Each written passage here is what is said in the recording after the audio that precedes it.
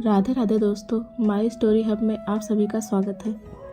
दोस्तों, अगर आज इस कहानी को स्किप किया तो शायद आप अपनी ज़िंदगी की सबसे बड़ी सच्चाई कभी नहीं जान पाओगे, क्योंकि ये कहानी सिर्फ एक माँ की नहीं, ये कहानी है हर उस इंसान की जिसे उसके अपनों ने जिंदा होते हुए भी मार दिया।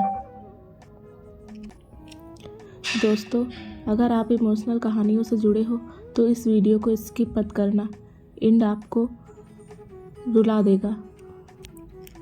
दोस्तों, कहानी का नाम है माँ की चिट्ठी। दोस्तों, इस दुनिया में सबसे सस्ता रिश्ता कौन सा होता है पता है? माँ का, क्योंकि जब तक माँ जिंदा होती है उसकी कीमत नहीं होती। तो आइए कहानी शुरू करते हैं। गांव के कोने में एक पुराना सा घर था और उस घर में रहती थी राधा। राधा ना ज़्यादा बोलती थी, ना ज़्यादा मांग करती थी। उसकी पूरी दुनिया सिर्फ एक थी, उसका बेटा अमन। राधा के लिए भगवान का मतलब मंदिर नहीं था, भगवान का मतलब अमन था। राधा ने अमन को पढ़ाई के लिए शहर भेजा। अमन पढ़ाई के लिए शहर चला गया। फिर राधा ने उसे पहली चिट्ठी लिखी।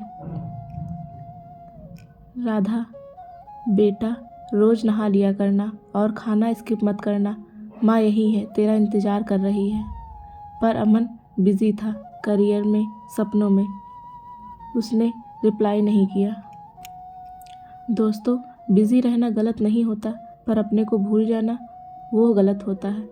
शहर में अमन सक्सेसफुल हो गया और उसकी मुलाकात हुई रिया से। रिया बहुत ही सुंदर और मॉडर्न थी। रिया बिल्कुल भी राधा को पसंद नहीं करती थी। रिया हमेशा अमन से बोलती थी कि तुम्हारी माँ बहुत इमोशनल है अमन, और हर बात पे चिट्ठी लिखती रहती है। अमन चुप रहता और रिया से कुछ भी नहीं बोलता। दोस्तों, चुप रहना भी कभी कभी सबसे बड़ा धोखा होता है। राधा की चिट्ठियाँ और लंबी होने लगी। बेटा, आज तबीयत ठीक नहीं है, पर तू चिंता मत करना। गांव वाले कहते हैं राधा अब ज़्यादा बोलती नहीं, वो रोज़ एक चिट्ठी लिखती पर भेजती नहीं।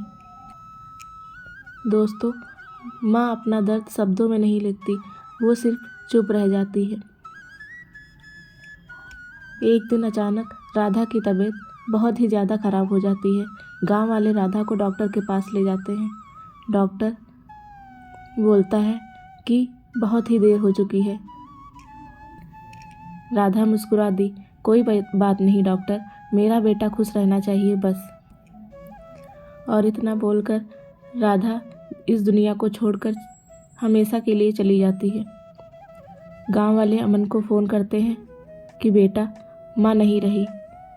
अमन के हाथ से फ़ोन गिर जाता है। शहर की रोशनी अचानक अंधेरी लगने लगती है। अमन तुरंत गांव के लिए निकलता है। गांव में घर में पहुंचते ही देखता है कि घर बिल्कुल खाली था, बस एक अलमारी थी और उसमें चिट्ठियों का ढेर सारा बंडल। अमन चिट्ठियाँ शुरू करता है। जैसे ही वह चिट्ठियाँ पढ़ने लगता है, पहली चिट्ठी खोलते ही वह पढ़ता है कि बेटा, अगर तू ये पढ़ रहा है तो मैं शायद इस दुनिया में नहीं हूँ। अमन का गला भर आता है। मैंने कभी तुझे नहीं बताया, पर तू मेरी सांस था। फिर उस चिट्ठी में एक ऐसी बात लिखी होती है जिसे पढ़कर अमन के होश उड़ जाते हैं।